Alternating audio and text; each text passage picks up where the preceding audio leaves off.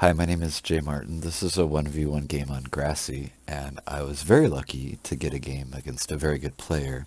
His name is Cassius. This is him down here. And he happened to be playing what is probably the dominant strategy in 1v1 games, so I thought this would be an excellent game to take a look at, kind of figure out how they're doing, what they're doing. And the dominant 1v1 strategy on Grassy is based around this unit right here, the Chasseur Cheval, or the French shooter cav. And if you wanted to make the argument there's a broken unit in Napoleon, this is probably it. Because this is a cav unit that has the speed, it's incredibly quick, of, say, a hussar, and it has a ranged attack.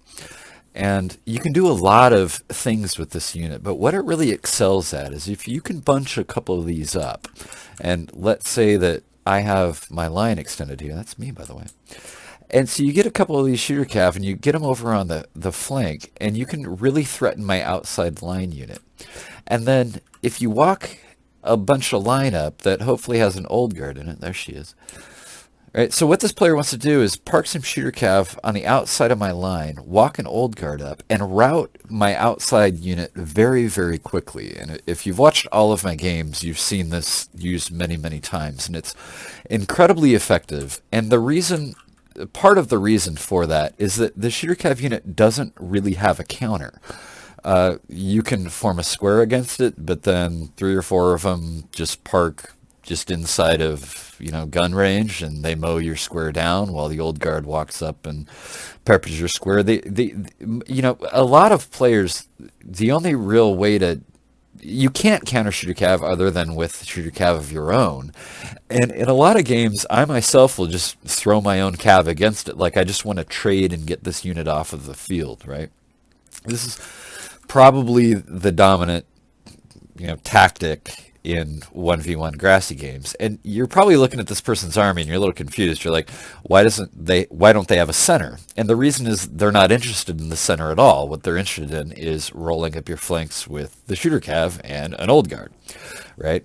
Now, this person is doing a little bit differently. They have chasseur in the middle and more cav back here. I respect keeping cav back here because the counterplay, if somebody shows center, and I'm playing GB, I have 5 lights, I want to bunch up in the center. If you don't show me anything in the center that I really need to be worried about, then I move my line up to threaten your own old guard, right? So if there's counterplay to the shooter cav, then that is putting my own lights out to prevent your line from engaging mine. I'm sure I'm not explaining that properly, right? For this tactic to work, there has to be a combination of the shooter cav over here attacking me and your own line assaulting mine. But if I have my lights in a double line on the flank, your line can't get in to help route mine. Does that make sense? So it's very important for this tactic to work that they put some kind of token in the middle to keep, hopefully, my lights in the middle. Now, normally this is done with a handful of volts, and what you'll theoretically see a lot of times is like 4 volts with one line behind them, as cheap as possible. And then what you would do with the volts is you would run into range with my lights, drop a line of stakes. Stakes are very useful because A, they deter cav, but B, more importantly, they block a lot of bullets.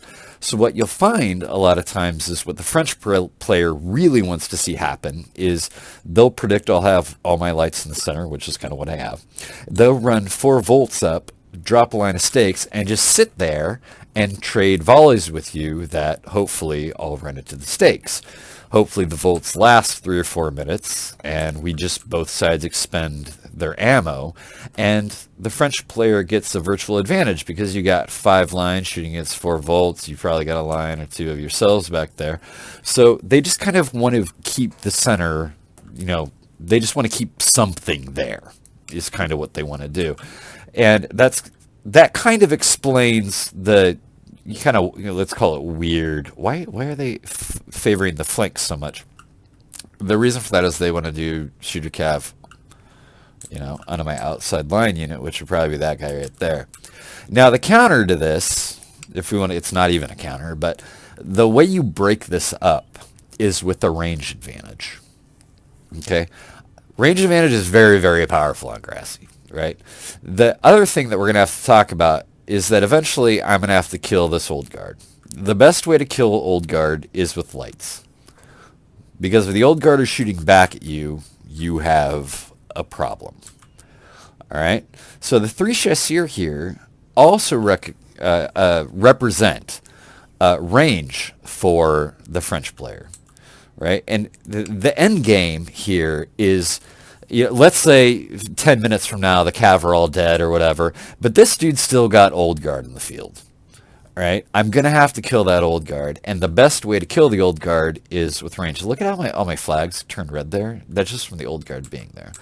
So it's very, very important that going into the end game that I have a range advantage, because I'm going to be relying on my lights in the end game to kill his old guard. That's kind of what it comes down to.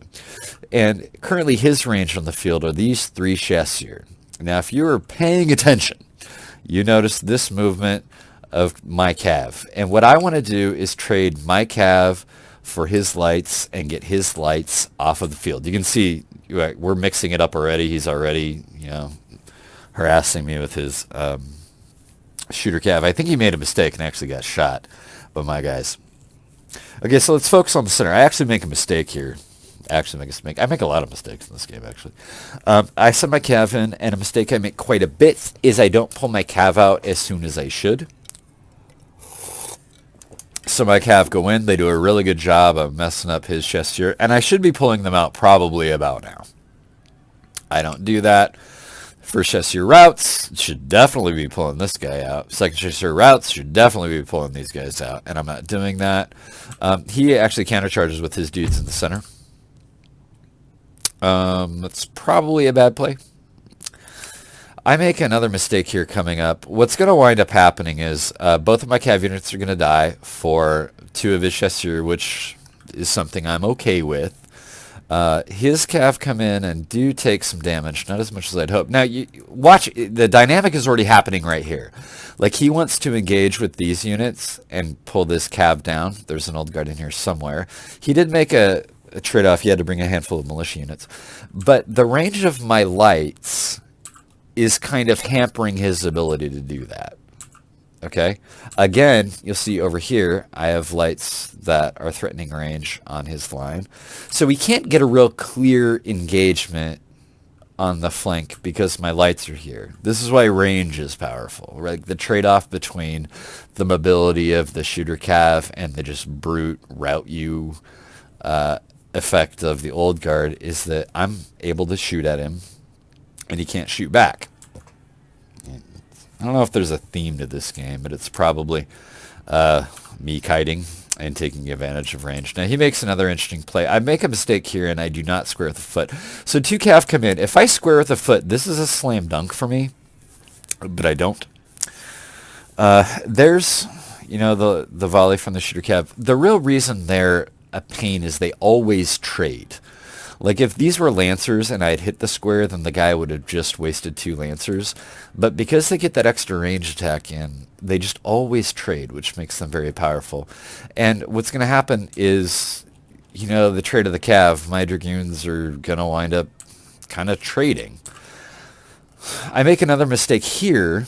Again, I guess what we're focusing on right now is this. What value is he going to get out of these four units? And they all come charging down at my general, and I just kind of panic and I don't really do anything. I should probably move the general in here, but at this point I'm just kind of like, this is gonna happen. Like, I have a square, I'm not playing super well, I should probably be squared there. My general, I think I'm trying to move in this direction. Important note, my lights are still getting range advantage there, and my lights are getting range advantage here. Because he's put all this money into the old guard and everything, I do have more lines, so I'm trying to get on his flank there, especially while his Cav isn't occupied. But his guys crash in and rout my general immediately. It's kind of a big deal. Again, a miss square for me. I think that one's going to take it. So he gets value out of his Cav, right? We kind of knew that was going to happen. But what's kind of holding him off, notice the Polish is already routed from fire from my lights. What's kind of holding him off is, again, the range advantage. Range is really powerful. Right, his guys are dancing into a square there. It's probably not the best use of them. His guys are dancing into a square there. So we're going to do a pretty good job of killing off a lot of his calf. He's going to make a brilliant move, and I think this one, he's going to save a chasseur at like 20. Very powerful play. And I make a big mistake. I feel like the last 2 minutes I'm saying mistakes. I'm going to make a big mistake here. And I don't respect the general recently died penalty. If you notice this flag, I've got the note concerned frightening enemy unit. That's the old guard. So let's take stock. And if I have done two things well, I've blunted the shooter cav attack. Shooter cav attack is not really a problem anymore. They're all kind of dying. And the second problem for me is this guy, this old guard.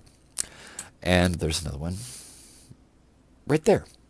So what makes the shooter cav strategy so powerful is that even if you kind of fail with it and the shooter cav don't win you the game immediately, you've still got a couple old guard in your army that can just straight up win the game for you. That's kind of, plan B is what makes this such a powerful tactic, because your shooter cav are probably at least going to trade. Like, notice all my cav are dead too. And then if that fails, you've got the old guard, and they can just straight up win games. And if I go in and try to fight him, which is exactly what I'm doing now, bad decision. Notice all of my flags are red. There goes the first unit. There goes the second unit. There goes the third unit. There goes the fourth unit. There goes the fifth unit. There goes the sixth unit. Okay, those were all due to the combination of old guard presence and general recently fled. If I was smart, what I should have done about 30 seconds ago, 90 seconds ago, packed my whole army up and ran them back here. Because I need time for the general recently fled penalty to wear off. I don't do that. What you are going to notice is these units are going to come back fighting. Oh, here's what I was talking about. Good play for him. Chasseur at 12, 11, chasing down routing units. That's fabulous play. That's just how you want to do it. All right, so now we have a bit of a shambles. Our units do come back. Okay, everybody's still red. All right, me engaging his old guard was a really bad idea so close to general fled. Right, so plan B for him is use old guard.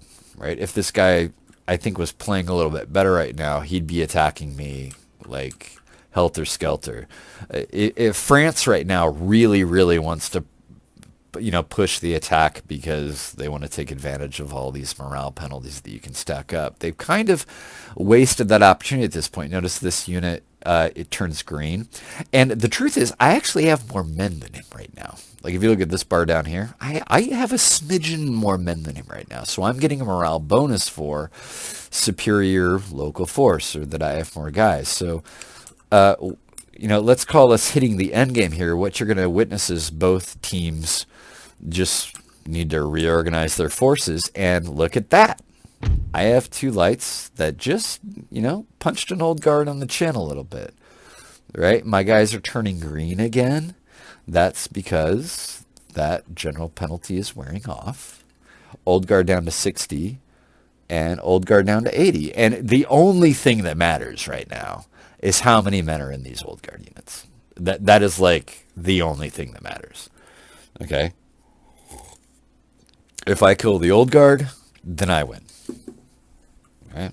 That's kind of the only thing that matters. In fact, you've probably seen a lot of, if you've watched all the videos on the channel, a handful of games where right now the right play is just to go in for melee with everyone. And that kind of wins sometimes, because old guard fear ability, these units are really good at melee. And what he really wants to do right now is kickstart another chain route. In fact, I would argue he's kind of missed his window from the general fled penalty. All right, so both teams just want to line up. It wouldn't be a horrible play for him right now just to go, Control A, click melee button, everybody go. Like, that might actually win at this point. But what you're going to witness is the power of range in the end game. And that's basically it. Now, because I have the range advantage, this forces him into a few things. I could sit here and expend all the ammo in my lights and get huge advantage. He can't sit there and do that, which means it's kind of incumbent on him to close the gap.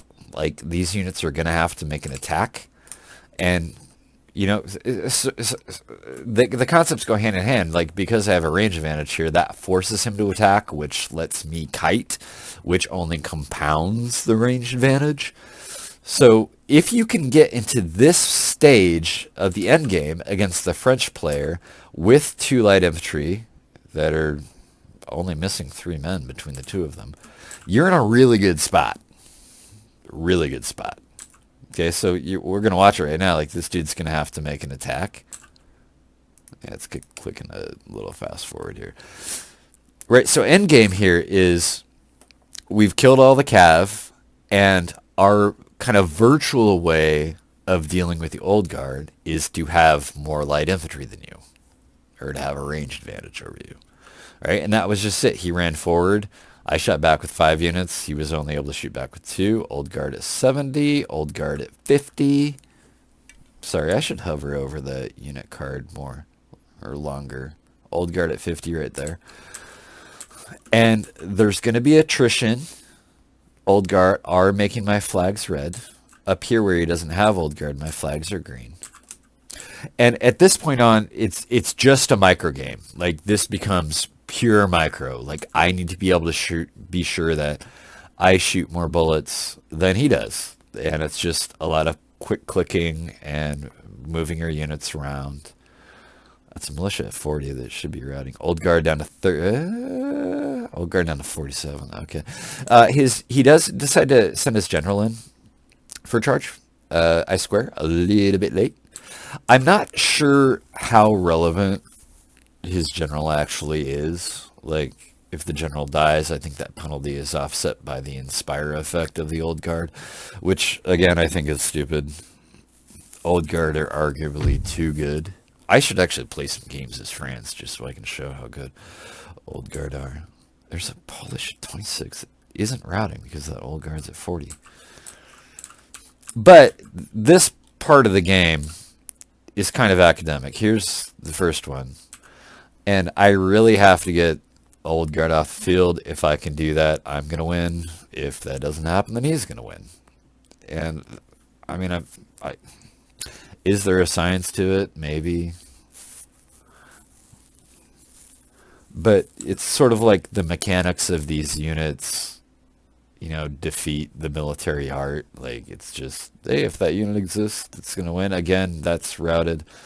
I like the routing a little high at 50 because the first old guard is dead, by the way. We just killed it. And there's the second one. It's at 39. Defensible's route. Again, kind of high just because this unit exists. So every bullet I can get into this old guard matters. We outnumber him pretty good here. And I think what you'll find is once this old guard, go, or decide they've had enough,